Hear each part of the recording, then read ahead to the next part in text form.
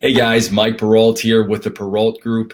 Today we want to go over 4 common mistakes we see first-time homebuyers fall victim of that we want to make sure you avoid. The first and biggest mistake we see first-time homebuyers fall into is rushing and making an offer on the first property they see after a very brief showing. Now, whether you're from out of town or based locally, some markets move so quickly that decisions do have to be made on the spot at times. If you do have the time, a second showing is always the best option. But if you find yourself in a time sensitive situation with multiple offers, we always recommend taking a videotape of the home so you can review it later and possibly get a different perspective when you're less rushed. If you are in a situation, guys, where time is of essence, you need to make sure that you see this property as soon as possible. The videotape is a crucial element that helps you remember the layout, walking through the home, just to make sure you didn't overlook anything before you go and make your offer to the seller. A second mistake we see, guys, is really buyers just not understanding the situation in regards to the home they have interest in. Buying a home may have plenty of warm and fuzzy aspects to it, but you need to remember it's a business transaction and you need to leverage anything and everything possible to get the best deal for yourself. That comes to understanding the situation you're about to get into. If you are a seller's single offer, you need to understand that you have the advantage when it comes to negotiations at this time. This is in regards to the price, the terms of the contract, all the way to the repairs that you might request the seller to make for you. Now, we always recommend not getting too emotionally vested in any property while negotiating with the seller because they can always negate your advantage with irrational decision making.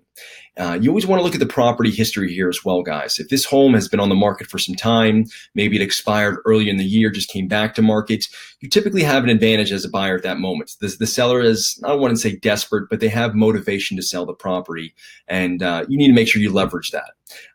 On the retrospect, if you find yourself in a situation where the home just came to market, it seems that might have a lot of interest, you need to understand that part of the situation as well too. Get out to the property as soon as you can. Make sure you have a very detailed look while you're at the home. Take that video we talked about and don't hesitate in making an offer. Now, guys, the third issue that we see is simply buyers just failing to plan for the future.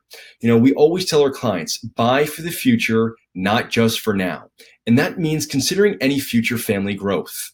To avoid getting caught and having to sell a home too quickly, think through what your needs are going to have to be over the next 5 to 10 years and make those a requirement to you guys. We don't want to see you guys have to move in the next 2 to 3 years. The average American stays in their home for about 7 to 10 years. Make sure you're planning for the future and you don't get excited and stuck in making a purchase for what your needs are today. The fourth mistake we see, guys, is really just home buyers not taking their home inspection seriously, but they really should. We recommend you always accompany your inspector so you can see firsthand any flaws of the home you're about to purchase. It's far easier than eyeballing the inspection report they'll send to you at a later time, because most of the times you're not going to really understand how the report works. It's just really better to be present for the inspection.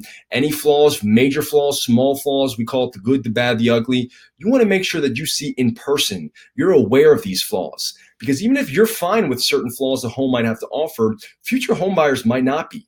So take any issues seriously and don't be afraid to ask the seller for any credits or repairs to be done to the home. Guys, these are 4 common mistakes we see first-time home buyers fall victim of. I hope that you find this helpful, and I hope you apply this to your next home purchase. Thanks again, and have a great day.